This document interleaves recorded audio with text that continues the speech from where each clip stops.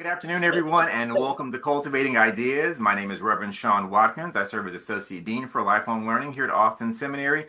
Welcome to our final Cultivating Ideas for the academic year, and as always, we are going to end on a high note. She is one of our beloved faculty and the most viewed person for all of the webinars for Cultivating Ideas, probably for the third year in a row, the Reverend Dr. Jen Lord. We've got a special treat today. She and her wonderful colleague will be talking about what's in your go bag, preparing ahead of time for worship and preaching in times of crisis. And as we look at what's happening in the nation and around the world, there are a lot of competing and conflicting crises that are emerging. And it's a wonderful opportunity for us to represent what it means to be the people of God. So I'm going to stop right there and pass it over to Dr. Lord. By all means, take it away. Thank you, Sean. All right. Hello, everyone. Hello. And those of you that will watch it later by recording, greetings to you. So I am the Reverend Dr. Jennifer Lord, Jen Lord. And today I'm so excited that this is a co-presentation with Pastor Hierald Osorto. He is an alum of Austin Seminary. Some of you might have been classmates. Some of you might have walked Camino with him. So, Hierald, thank you so much for being here. And I'll do a little bit more by way of introduction. Not for me, because you can find me on my faculty webpage at Austin Seminary, or you have me right now for class, and you know who I am. But I do want to introduce Hierald, and here is a brief bio. Pastor Hierald Osorto has a passion for stories hidden out of sight, which drives him to work collaboratively and creatively to bring those stories to light. Since 2021, he has served as the lead pastor of St. Paul's San Pablo Lutheran Church, a bilingual, majority immigrant, reconciling in Christ congregation in the heart of South Minneapolis. He's also active in his local community, serving on multiple community boards, including Banyan Community Center and Samila Center for Healing and the Arts.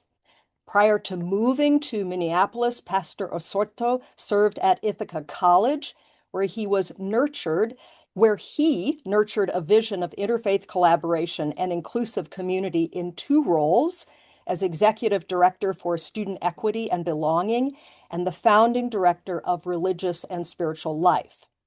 He is the child of Salvadoran refugees who holds degrees from Messiah College, Austin Presbyterian Theological Seminary, as well as a certificate in study in theology and decolonization from Pontifical Catholic University of Sao Paulo, Brazil. He and his husband, who is a Presbyterian minister, also one of our alums, Ben Masters, reside in the quirky Powderhorn neighborhood of South Minneapolis. I'm going to say it, where they enjoy cinnamon rolls at Mayday Cafe, because there it is. It's written on the piece of paper. All right, friends, this opportunity for me to co-lead with Hierald is in part made possible through the Stanley Robertson Hall Memorial Fund. That's an endowed gift to Austin Seminary from my predecessor in liturgical studies, who died far too young, Stanley Hall. A reminder, those of you on campus or returning to campus can go into Building McMillan, the liturgy lab, walk in that door, turn left, and you see his photo leading a remembrance of baptism. That is our Stan Hall. Absolutely. Absolutely. All right, friends. So let me jump in and give you a little bit of framing. Is that okay, Hierald? Or do you want to like say hi? Let us hear your No, voice. no. Hi, hi. It's just what a joy to be with you all. And I do want to just mention this since Jen didn't introduce herself. I do know that Jen loves olives a lot. Just wanted to share that tidbit that you wouldn't find searching on the interwebs. No, no, not so much. Thank you. Thank you for that. All right. And I know some folks, you need to have your camera off, or again, you're going to watch this recording later on. But I do want to say it's really, really fun to see the few faces that are live. So we see you and thank you for that. There is a chat going, and we are going to get into this topic of preparing ahead of time for worship and preaching in times of crisis. I didn't put trauma in the title, but it's there. And if you would like to add a comment in the chat, I think we're going to have time for both comments and questions. And Sean is going to be the one to call through those. Yes, indeed. He's laughing, but yes, this is what he does on these. So it will help us if you put comment to start or question to start, and that'll help him delineate when he goes through. But, this is a way for us to learn from each other. I am going to pause. I'm extending time, but I see my new colleague, Stephanie Budway, on this call. So you will be arriving in June, officially starting in July as our new professor of sacred music. So yay, I'm really glad to see you. Thanks for taking the time, as much time as you can, and on camera or not, but hi, glad to see you. Yeah, great, great, great. All right, so this is how it goes. We've had this wonderful series of cultivating ideas, and at some point, Sean reaches out to faculty members and says, "What would you like to talk about and when?" Well, I said May, and this question came to us last July. Last July. All right, Austin, Texas, Central Texas, last July was following the floods. Camp Mystic. Yeah. I don't need to say much more than that for all Texas-centered adjacent people to know. That's why my mind went to this topic. What's in your go bag? That said, I could have reached out to so many of you to co-lead this with me. And so, fair warning and warning to Sean, there might be a part 2 and a part 3 of this because, we can only cover so much in this hour time that we have. Let me say a few words before I turn to Hierald. So crisis, right, has become permanent. There's the word permacrisis. We live in a time of multi-crises. We have the word polycrises. We talk in terms of trauma. Crisis is usually understood as the precipitating event, and then trauma is the woundedness inflicted by the crisis. And trauma is about how it's difficult for us to process or assimilate that event into any of our preconceived frameworks of meaning and understanding. So it lives in us as a wound. I know that I have colleagues on this call that work deeply in theologies of trauma and operating out of that framework, so we can share this. But that's my little definition orientation to this time. I would add to that my own work in liminality studies absolutely interfaces with all of this. There's a way in which crisis is a precipitating event. Trauma, keeps us in this in-between time rather than a full passage as we move through the stages of liminality. I do want to mention that I know that my thinking about this is absolutely formed in many ways, but very much because I'm white. And so much of what I say could be towards congregations that are white because there, we could say that there have been ways where, because of privileges, we have not endured the level and amount of crises and continuing wounds. So that's a dynamic here, right? That's a dynamic to name. So I think some of our contexts, when there is that's my timer telling me to stop, but I'm going to keep going a little bit. So, so for some of us, especially thinking about pastors in a congregation and a white congregation, it might be more new for us to deal with things collectively. Not brand new, but I think that's a dynamic. I really do. So for instance, this coming fall, Stephanie, this is also for you. The students in the worship committee choose the fall preaching theme. And there was a discussion around for such a time as this and a word of grace. And when we talked about it, the discussion around for such a time of this, not from a student, was, oh, we need to name everything that's so difficult that's going on right now. And a student who's a woman of color said, "Some of us are so weary. Can we hear a word of grace?" Okay, so the theme is grace for such a time as this, or a word of grace for such a time as this. Yeah, so you can see, I mean, that, and foreshadowing, this feeds into how we talk about preaching in times of crisis, because where do we lean? Do we lean too much towards a happy, easy answer of grace? We don't want that. Do we stay too much in the trauma and the crisis? Well, homileticians will say, yeah, we need to do a little bit more of that. And it's really difficult to live in that tension. So it's interesting that I would say our students on the worship committee this year for next fall picked a theme that's trying to keep that tension. Yeah, so for both of those. Anyway, that's a way of talking about race, and other markers are part of this. So we'll see where we get, but I am, I'm a liturgical theologian, and so everything is, related to liturgy for me. And how can all of you that are preachers and pastoral leaders think about what you already have in place for Sunday worship, for other worship services that can be a container for times of crisis? Can you do kind of a diagnosis of what's there? Can you begin to add practices that might be helpful to have in place ahead of time? And then how can you be thinking about what you already have in place with that attention, so that when crisis comes again, you can start to connect those dots in your preaching and in your worship leadership. So I reached out for this webinar. I reached out to my friend and colleague, Hierald Osorto, and asked him to participate. Let me see if I get this story right, Hierald. This past June 3rd, I think it was a parishioner that came running to find you at your church and say, "Pastor, there are military tanks that have entered the neighborhood." Yeah. And in hours afterward, I received a video recording, ATF, ICE, Minneapolis police on the scene.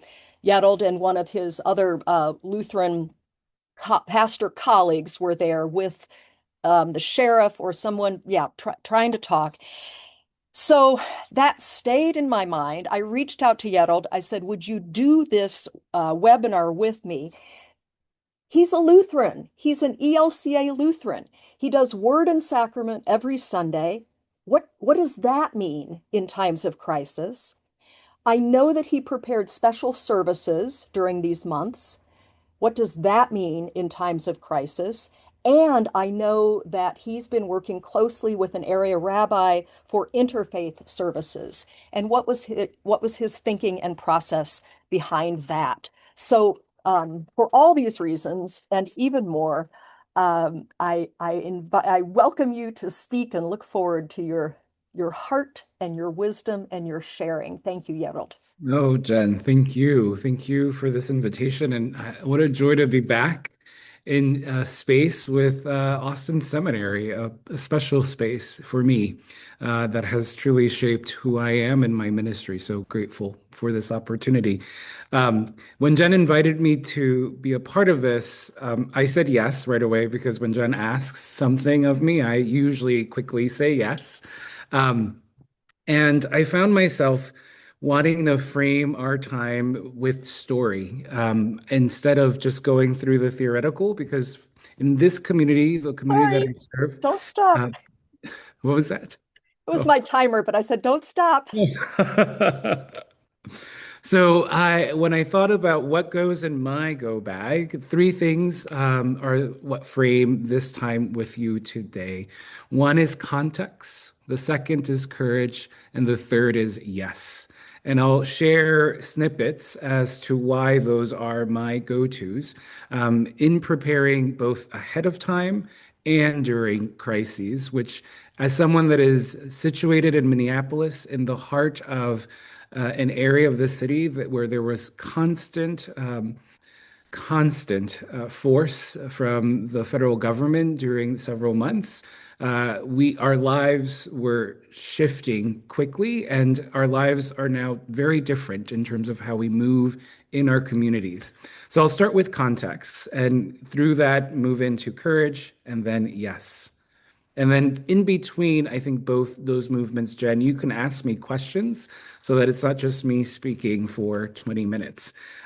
So as you heard, I started in 2021 to serve here in Minneapolis as pastor of San Pablo St. Paul's Lutheran Church, a community that has been here for 139 years.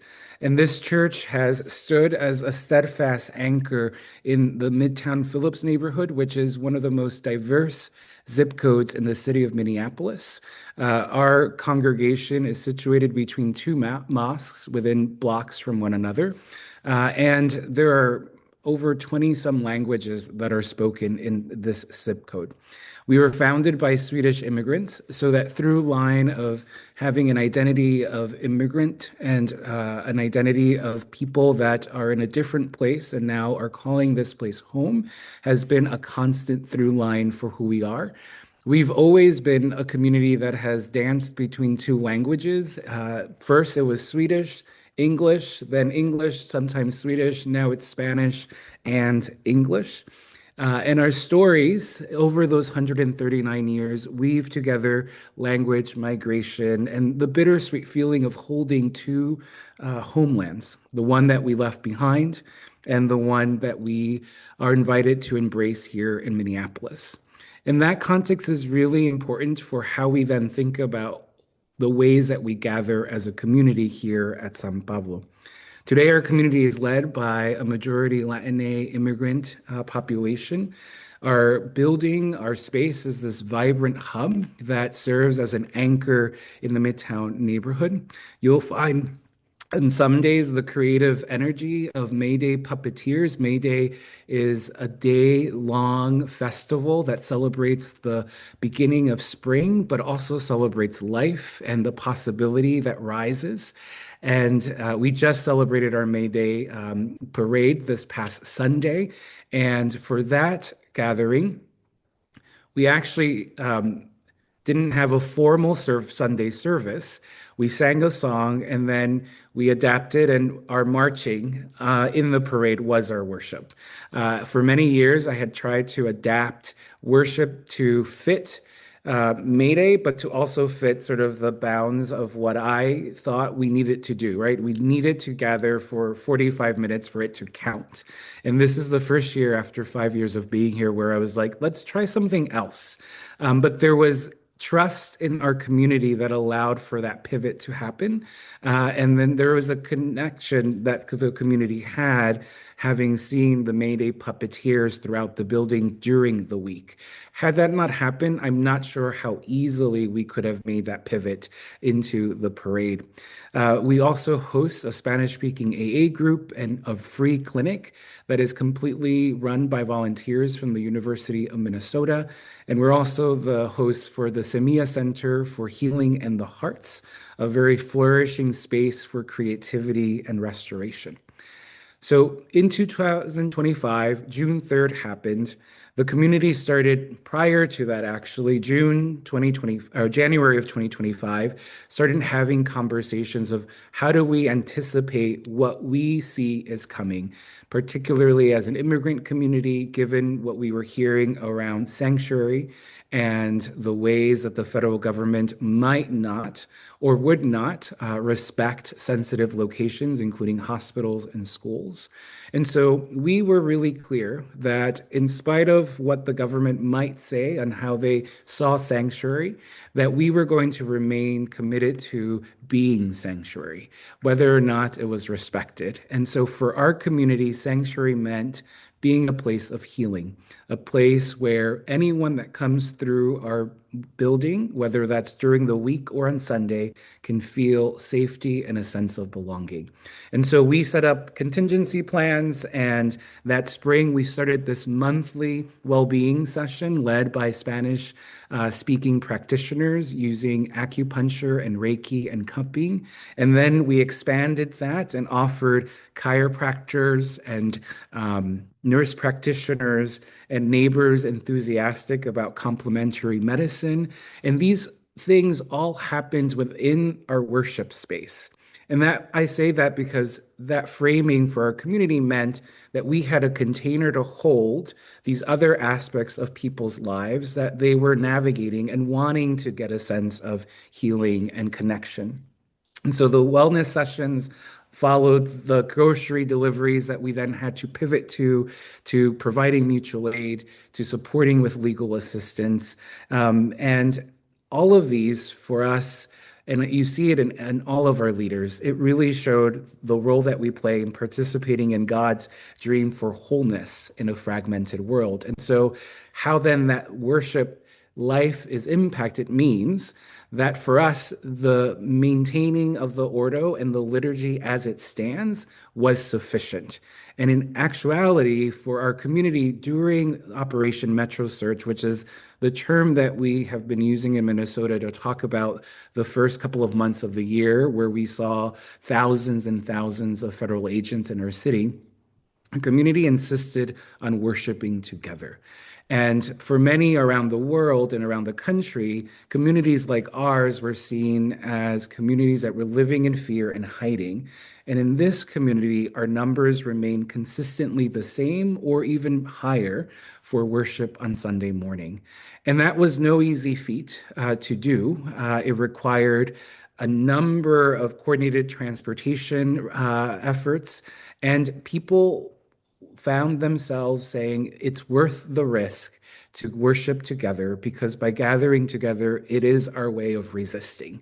And that resistance was enough to then hold us when we gathered on Sunday morning. And so the primary impulse of maintaining the Ordo, rather than altering it or adding things to it, really was due to in part to all the work that our context was in and doing over the last couple of years. Had we not had that work ahead of time, I think it would have been much more difficult to navigate worship because you would have not had the spaces for your community to process what they were experiencing, to sit through the grief and the crises that they were living. But because of that context, worship took on a very powerful form by remaining the same. And that sounds, when I say that out loud, may sound controversial, but I think it's also the context of a community that is predominantly Latinx and immigrant, right? They're longing for communion. They want communion every Sunday. And if there's no communion, they're like, we didn't have church, right? So, and they're getting to a place where preaching is just as important. But if you notice the trajectory of when they arrive on Sunday morning, they seem to time it just in time to be there for the moment of the great Thanksgiving. But we're working through it. So our first priority should be the community that one serves, allowing the community to guide the shaping of communal life. And while we might urge quickly to adapt on a Sunday, it's important in my mind to remain faithful to the fullness of the Ordo and to which it already encompasses. And Jen and I spoke about this a few weeks ago, maybe last week. It already encompasses both death and life, suffering and lament, as well as joy and hope in the promise of resurrection. And so I've seen that lived out in this community in really powerful ways. And so I stand by our decision to keep most of the things that we did on Sunday the same without adding to it. So I'll pause there and see if, Jen, there's anything that comes to mind in terms of a question or curiosity. And then I'll transition to the second item in my go bag. Okay, thank you. Thank you. That was wonderful. Thank you. Um, I was imagining this time and I was thinking, oh, I think so many people will want to hear the story of the streets, right? The story of what was happening. And here I am asking to keep it. I mean, it's never self-contained. We know that, but you just did a beautiful job of giving us inside, outside, inside of the quote building. So thank you for that. I do have a couple questions.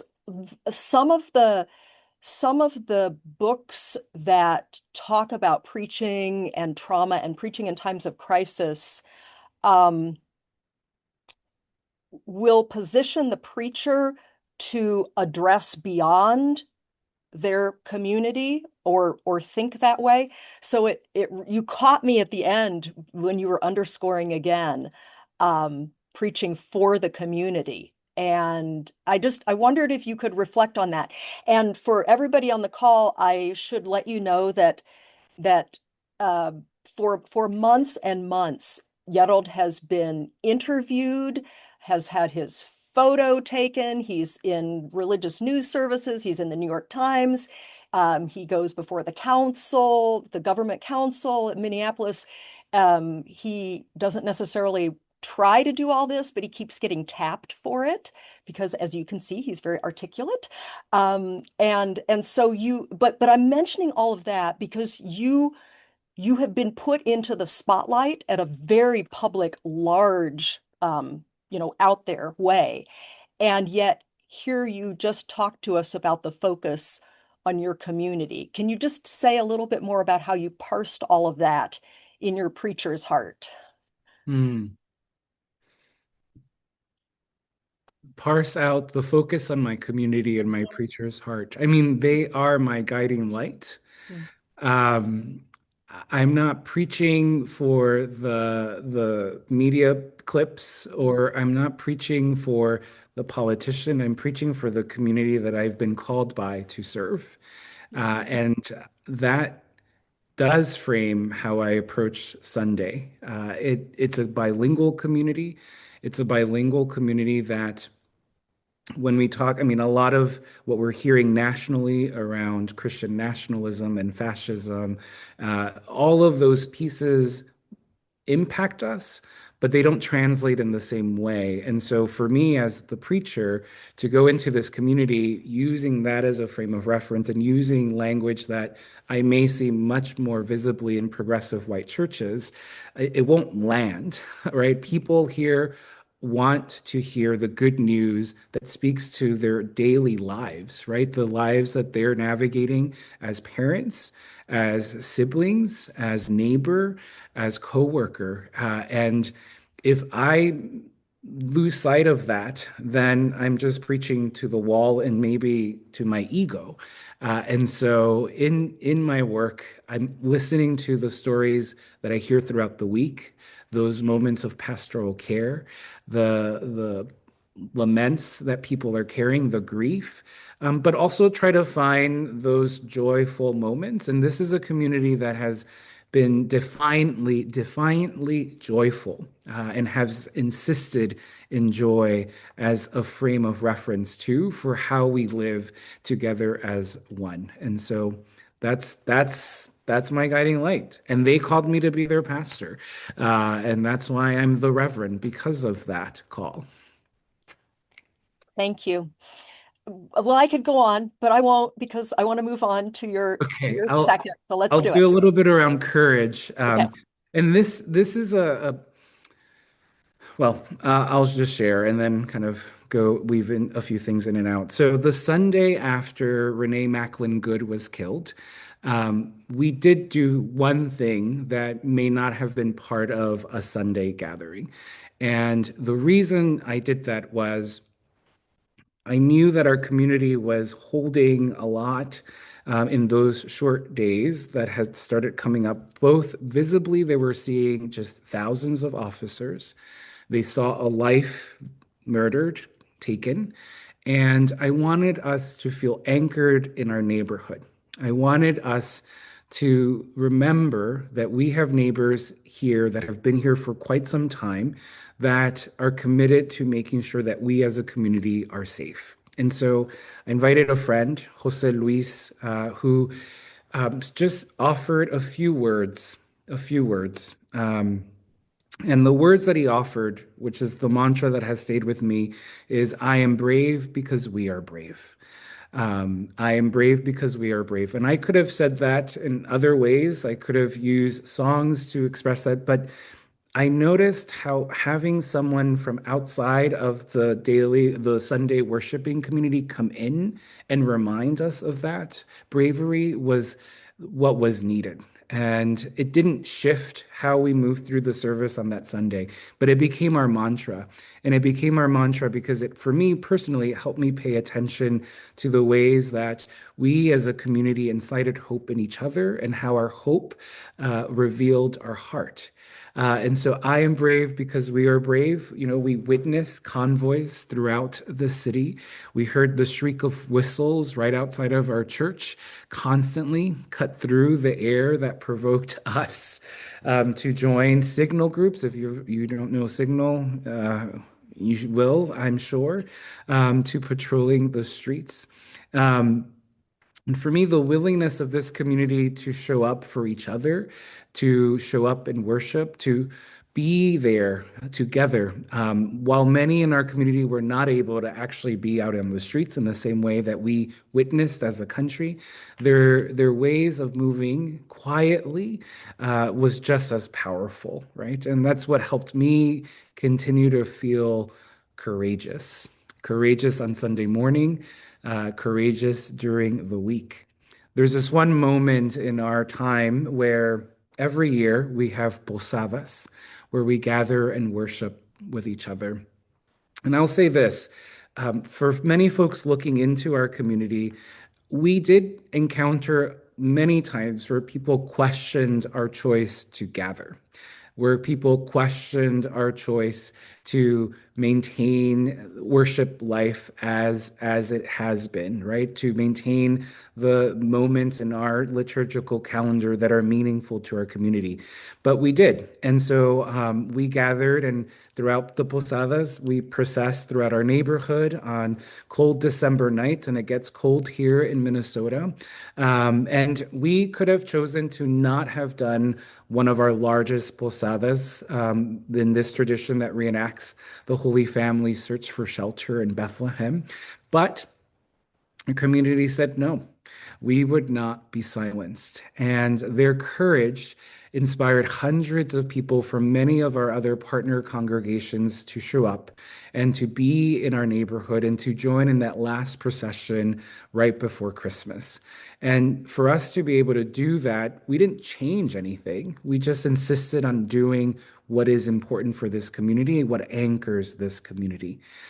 I also think about the ways that mutual aid impacts the way we gather on Sunday. Why? Because when we talk about what it means to serve neighbor, when we talk about standing alongside others, when we talk about justice, how is that then lived out? And so for our community, retelling the stories of how we've actually lived out what we hear in the good news on Sunday morning has been really important.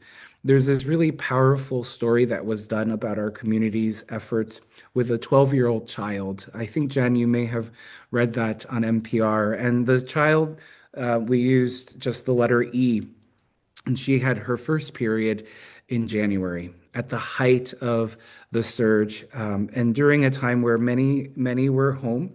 Her and her siblings had not been going to school out of fear of ICE. And so there was a phone call from her dad that then went to our community, and it activated this whole network of people, 5 people to be exact, who coordinated delivering menstrual pads to E in her apartment for her first period.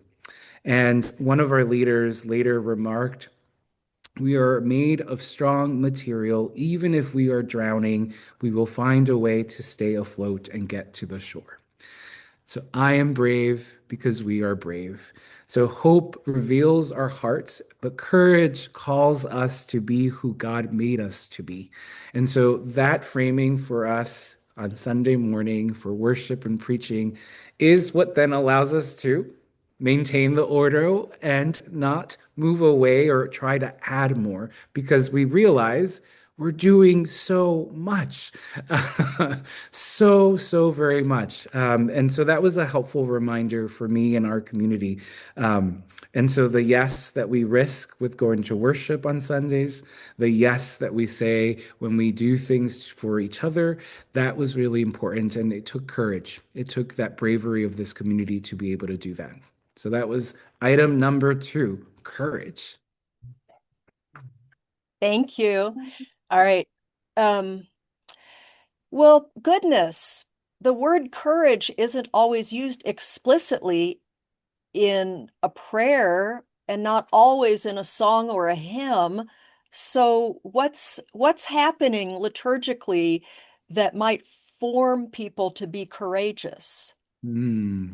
There is a prayer of good courage that is a staple prayer at Holden Village that we all know very well. So there's one. Um, so for a long time, this community was very passive in how they engaged in worship, meaning their Catholic upbringing shaped how they then perceived my role and perceived the role of the altar. And so the Sunday after Renee was murdered, we, for the first time, had a prayer station and offered candles for people to light, which actually for many was very familiar. But oftentimes, whenever there's an invitation for people to move in the sanctuary, to come up, there's a lot of hesitation. So I would say that the courage that we invited people into was the courage to light a candle, to say a prayer out loud, because it's not their usual. And so there are songs that we may not have found in a hymnal that are also songs about courage that people bring from their own tradition in Latin America. And so that was attempted. But the other thing that this moment did for us in Minnesota is we had singing resistance, right? Where large groups of people walked through the streets, walked through neighborhoods, singing songs. And we actually, in fact, this building hosted the first singing resistance gathering where we had over 200 plus people in this space training and then walking through the neighborhood and singing. What we did was we started paying attention, like, is there a song that people are now hearing on the streets that could be a song that we then sing as part of our worship gathering? And so we did, which I'll talk about in the third part because it comes up with this interfaith piece that we did. Well, thank you. I should say for everyone on the call, I was leaning into that because as a liturgy person, I am very interested in how what we do in worship forms our actions in everyday life. So that was me a little bit tongue in cheek, um, saying, "Well, gosh, we don't always have this, courage explicitly. How might worship, how might Sunday worship be supporting and forming people courageously?" So yes, there are some absolutely the Holden Village prayer for courage, an explicit example of that, and songs and hymns. But thank you for expanding on that because you knew what I was I getting I at. knew where you were Yeah, going. that flow back and forth. What those of us that have oversight for preparing, creating worship materials, making selections, whether solo or with a partner or with a committee, these are powerful things, right? That shape people. So I was asking that question to get at that. All right, let's hear your number 3, your My yes. third, affirming our bold yes or joy. So I'll start with sort of I've retold this story so many times now. It feels like it happened many, many years ago, but it really only happened this year. And so Jen mentioned Mayday Cafe, which is a long-standing worker-owned co-op coffee shop in the South Minneapolis neighborhood, about a half a mile from where Renee Good was murdered. And I happened to have been at Mayday that morning that Renee was killed. And that was the morning that Rabbi Ariel and I were exploring the possibilities of both Shor Tikva and San Pablo to get to know one another. That was the basis of our conversation and our curiosity. And we asked our question, what if we brought our communities together for song and prayer? That was the underlying question. In our dreaming, it wasn't driven by our commitment to interfaith understanding. Actually, we were both in that conversation saying we don't want to water down our traditions, and we don't want to feel that we have to be apologetic about who we are and how we're rooted in who we are and our sacred texts. But we had this mutual feeling that this moment was calling for us to have more imagination, more connection, and more fierce creativity, and as Rabbi Ariel will say, and more chutzpah. So we needed to practice how to get from here to there, making our way through together. And what emerged was this idea to remix two minor holidays in our traditions, Tu B'Shvat and Candlemas, or Candelaria as we talk about it here in our community, bringing our people together for song, ritual, and feasting. And just in case that you're curious about this, there is nothing obvious that would bring these two holidays together besides their proximity in the calendar. One this year was on February 1st. Candelaria is on the evening of the 2nd of February. And so because we both turn to our traditions to ask them to reveal new treasure for us in terrible times, and because we had been excited about more opportunities for our communities to come together, we decided to lean in and be surprised. And be surprised was truly, this was a surprise, but we trusted our communities to travel with us. Again, the context of where we found ourselves in. So what the weekend of our ritual remix is the term that we've been using. 25 members of San Pablo. So remember the context. 25 members, mostly Latin immigrant folks living through a really terrible time in the city of Minneapolis, joined Shir Tikva for Shabbat services. And so for several people, I think for most of them, it was their first time worshiping in a synagogue. They had never, they were like, what? And then in Hebrew, hearing Hebrew sung, I mean, it was a really powerful experience, but I think for some it was a little jolting to be there and be like, what am I doing? And so, but they let the Hebrew chants of the Shabbat service just wash over them. And when it was time to sing Cambia Todo Cambia, which is our anchor song that I would say for that weekend, they joined the congregation with strong voices. And it's a song that it's in Spanish. It was popularized in Latin America, meaning change, everything changes. And Todo Cambia, as I said, sustained many in Latin America. And like the Song of the Sea, it's not a song of arrival, but a song of becoming, reminding us that liberation unfolds in motion and that we are shaped by the journey itself. And so that was really beautiful to start witnessing that change that was asking something profound of us to stay awake, to stay connected, and to keep singing together as the world was transforming around us. And then on Sunday, so we had that experience, powerful experience. Sunday, February 1st, the sanctuary at San Pablo filled with neighbors, over 100 some neighbors and worshipers gathered, and from both congregations. And that evening, we proclaim there is wisdom in sharing with each other, in showing up with each other that will carry us through. And we have within us a spark that will transform this spoken moment. In sharing that spark with each other, the strength of that light grows. So moving through the Tu B'Shvat Seder, inspired by the figure of Simeon at the heart of the Candelaria Gospel, which is the story that we read, we watch together as that spark catch flame and dance in the candles that people held in an act of solidarity and blessing. And I'll make a note, the candles were all donated by our local store, Ingebrigtsen's, which has been around for over 100 years. So there were Swedish candles. We had over 150 of them donated for this particular service, a good way to maintain partnerships with your local neighbors. And it was my attempt to get Ingebrigtsen's hooked and interested in our community because it's one of my favorite places to go and visit throughout the week. I was going to go in another direction, but You can. no. Sorry, I lost my train of thought because I talked about Ingebrigtsens.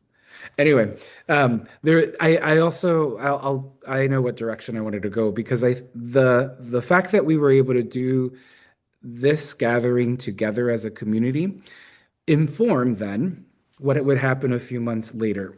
Not a few months later, actually. Everything feels longer than it is. Um, our community found itself under the looming threat of surveillance during our Ash Wednesday service. So, for context, a few days before, we were starting to see a heightened presence of surveillance occurring around our property. I had to transition to having a security detail. That's for another day in terms of a conversation where for 22 days I did not drive or walk alone. And for a brief moment, it dawned on me perhaps we might have to cancel our Ash Wednesday service. I'd never thought that I would consider that, but I did, just given everything that was happening, crises that was happening around us. But had we not done some of the work prior to that Ash Wednesday, including being in relationship with this community, I don't know that I would have seen it as possible to gather together. But our leaders, they had witnessed what it was to be connected and be joined in solidarity by others. And so they said, no, we're going to gather and we're going to be here on Ash Wednesday. And so throughout the day, that day leading up to our Ash Wednesday service, I had colleagues, different Lutheran colleagues. They rotated and they would work from my office so that there were other people in the building that could continue to help us feel safe. And then Rabbi Ariel organized a group of local neighbors to serve as observers around the congregation, and then also reached out earlier in the day, and 30 minutes before the service, this large group from Singing Resistance showed up to lead songs outside of the sanctuary as another layer of solidarity and protection. And that day, Ash Wednesday, it was snowing, it was cold. And while that was happening, though, the kind of support that a community showed us anchored once again this community of San Pablo in understanding the importance of gathering for worship. And so we weren't being protected by armed people, we were protected by song. And for 30 minutes, people entered the sanctuary and we had our Ash Wednesday service. And all in part, I would say, because of some of the work that we had started to do to be in relationship with Churchikva and others in the community that then allowed us to do what we were able to do on Ash Wednesday. And actually, Rabbi Ariel and a few other members of Churchikva showed up on that Ash Wednesday because they had never been to an Ash Wednesday service. They did leave right before the imposition of ashes. They didn't want to take a chance. And that for me still stands as a really powerful moment in these last couple of months. I'll close that Rabbi Ariel delivered our Easter sermon here at San Pablo, and that was only possible because of some of this other work that I've spoken about. So that's what our interfaith work has looked like, and it's truly a gift to be able to play together and to continue to think about ways that we can be community together and stay true to our particular traditions while we're at it. Oh my goodness. Thank you. Thank you. Thank you. And I am selfishly so glad that we have this recorded. Thank you, Hierald. I know you made selections of which parts of the story and the experiences to tell, but thank you. Thank you in all that you do, for all that you do, and for bringing all that here right now. And I wanted to give you the abundance of time. So thank you. Um, so here, yeah, I mean, we're holding this, and um, Yarod and I, when we were talking, I was reminding you about the preacher Nora Tubbs Tisdale and her preaching book, Preaching as Local Theology and Folk Art. And somewhere in that book, she's quoting someone who I think says something pithy and helpful, that all the time preachers were thinking about these three dynamics, and absolutely in times of crisis and trauma, that everyone is like everyone else, and some people are like some other people, and everyone is unique. And all three of those are going on all the time at the same time. So there's a way in which you just brought to us your context, which a lot of us watched unfold, social media, news feeds, um, being in touch with loved ones there on the ground. Um, and and there's a way in which even on this webinar we're relating to it in those, well, we're people, so we might be able to imagine into, um, and yet we're not all there as part of San Pablo. And we're all individual. That's all going on for us, and that goes on with, the larger the larger way that we talk about preaching and worship in times of crisis, trauma. So thank you for bringing us this particularity. And I think what I'm trying to say is let this particularity also teach us beyond its particularity. Yeah, yeah. Because there absolutely, absolutely we can um, grow and, yeah, be instructed and know that we too are in community and learn with your community. So thank you. Thank you. I made a handout.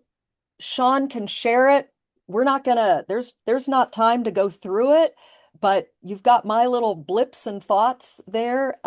Those of you that know me well, you'll recognize things. It's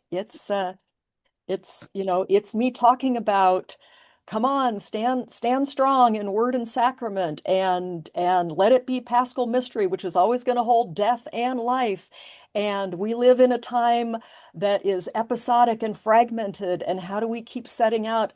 We have an alpha, we have an omega, not in a way that shuts down, because one of the things that crisis and trauma does is upend us, and we have trouble making those connections. So we don't want to impose in a way that shuts down, but in a way that, if we keep setting this out in worship and in our preaching, Hierald and I using that word of container that can hold, and we can ebb and flow as we need from that. So you've got my words, and you've got some book suggestions, and you all know that you can reach out to me by I'm old-fashioned, by email, and follow up with questions.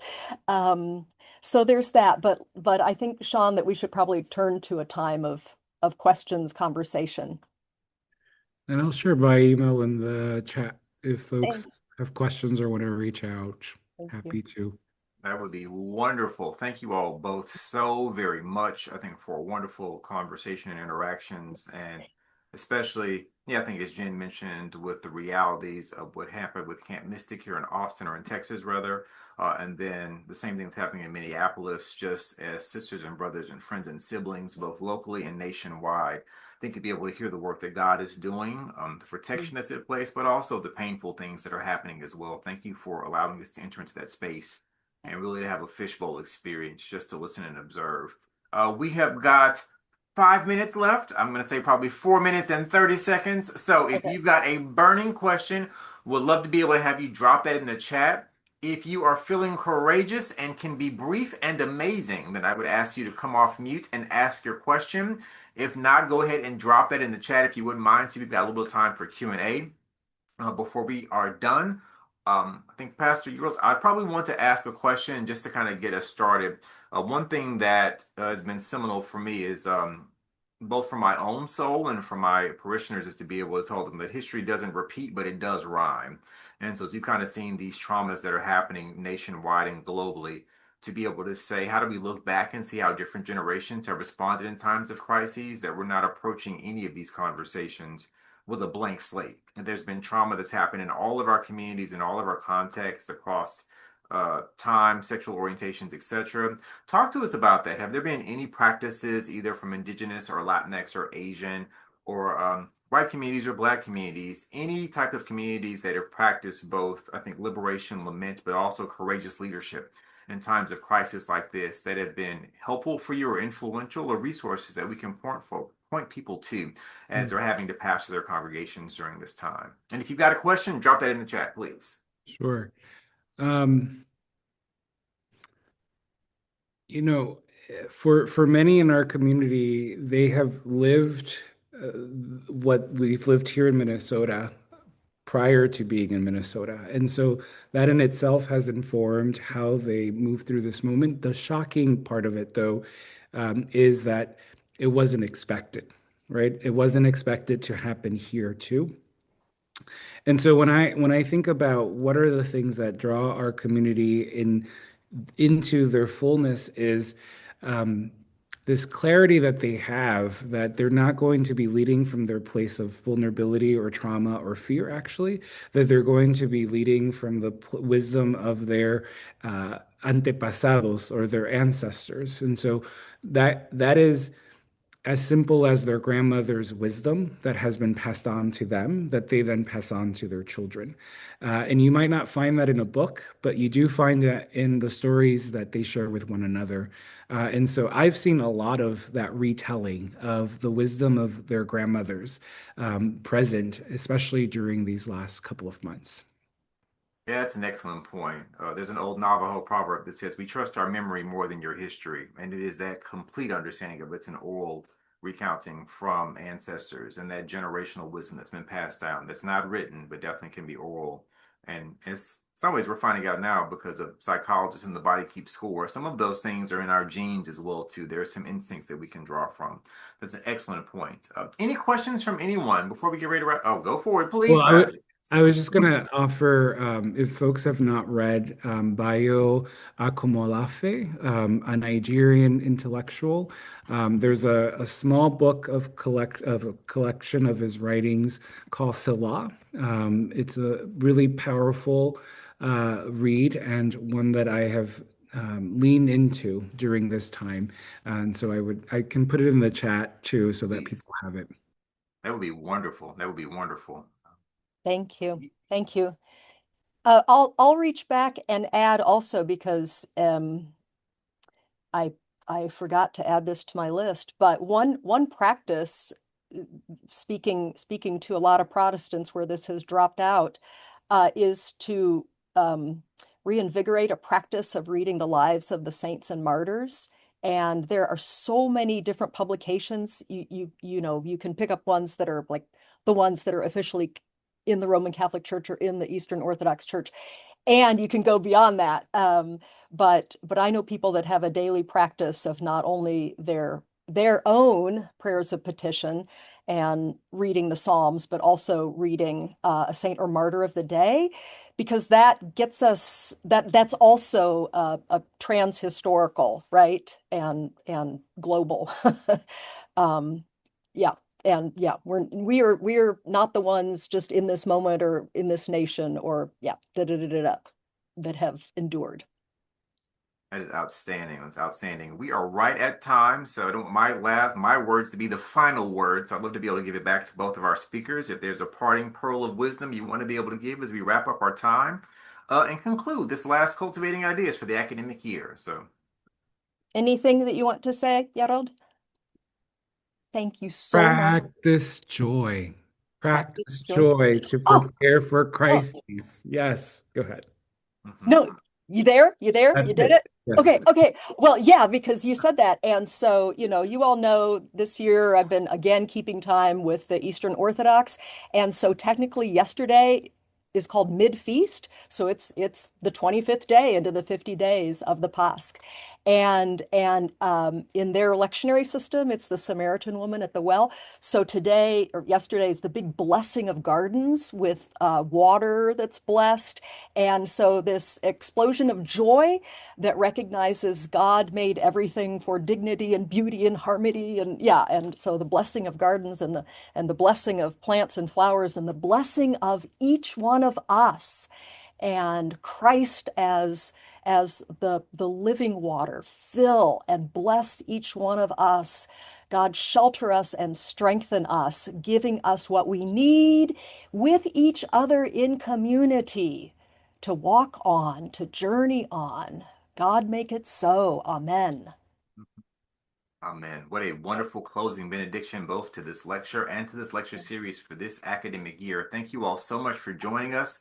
Thank you, Dr. Lord, and to Pastor Hierald for being able to come and to share your experience, strength, and hope with us. We hope it's been a joy and a privilege, both now for those who are here present with us in real time and those that will be watching this down the road. Thank you all so very much. Take care. God bless. And we will see you next semester in the fall for Cultivating Ideas. Good afternoon.